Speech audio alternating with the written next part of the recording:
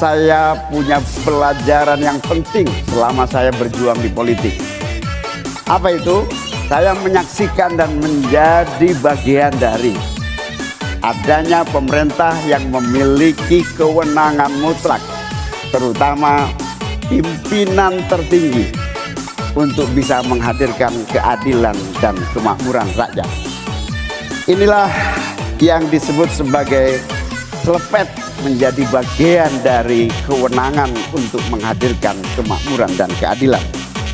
Selepet itu seperti sarung yang saya bawa ini, bisa di kalangan santri bisa membangunkan yang tidur, menggerakkan yang loyo, dan sekaligus mengingatkan yang lalai.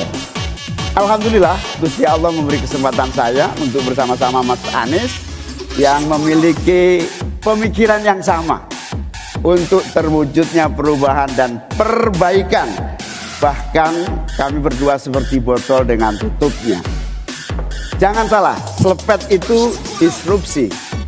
Disrupsi itu adalah awal dari perubahan. Bayangkan, 100 orang Indonesia kekayaannya di atas 100 juta jumlah penduduk Indonesia. Artinya ini keadaan yang tidak adil. Ini harus kita selepet. Kita juga harus punya keyakinan bahwa 100 orang yang kaya ini kita pajakin bersamaan dengan kita turunkan pajak kelas menengah di Indonesia. Hari ini cabai mahal, telur mahal, beras mahal, barang-barang mahal, tengkulak jahat, mafia, penguasai dan merajalela di mana-mana. Padahal rakyat sudah kerja. Ini harus kita selepet. Wabarakatuh, salam sejahtera, salam, Om Swastiastu, Namo Buddhaya, salam kebajikan. Indonesia ini negara besar. Kita harus mampu keluar dari middle income trap. Kuncinya kita harus mampu menaikkan nilai tambah di dalam negeri.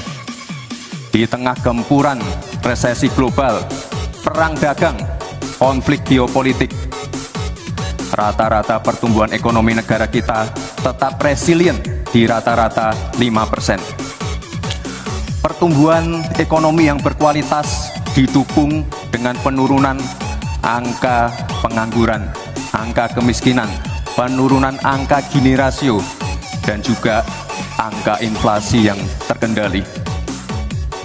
Bapak Ibu yang saya hormati, teman-teman sesama anak muda, lalu apa agenda ke depan? Kita akan lanjutkan hilirisasi, bukan hanya hilirisasi tambang saja, tapi juga hilirisasi pertanian, hilirisasi perikanan, hilirisasi digital, dan lain-lain. Dan itu memang betul terjadi. Coba lihat, berdasar hasil SIGI, Transparansi Internasional, korupsi terjadi di lembaga legislatif, eksekutif, dan yudikatif secara besar-besaran. Korupsi juga terjadi di 3 metra alam kita ini.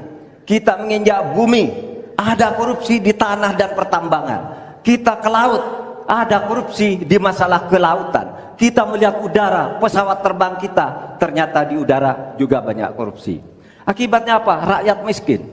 Saya ketemu dengan seorang bernama Teddy dan Joni di Padang, seorang atau 2 orang pegawai angkutan perusahaan truk, menyatakan tidak pernah bisa mendapat subsidi minyak yang disediakan oleh negara karena tidak pernah sampai di korupsi. Saya juga ketemu dengan seorang Sri Wulan, anak kecil di Parongpong, Bandung Barat. Dia mengajak saya main layang-layang. Katanya, "Bapak, saya ingin terbang seperti layang-layang meraih cita, tapi saya tidak dapat."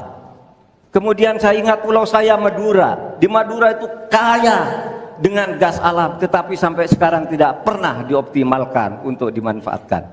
Maka kuncinya adalah bagaimana kita memberantas korupsi.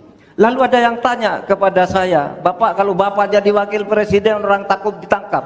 Saya panggil para ekonom dan para pelaku usaha, "Apa betul betul Anda takut kepada saya kalau saya wapres. Tidak Bapak, justru kami perlu seorang penegak hukum seperti Bapak. Karena apa?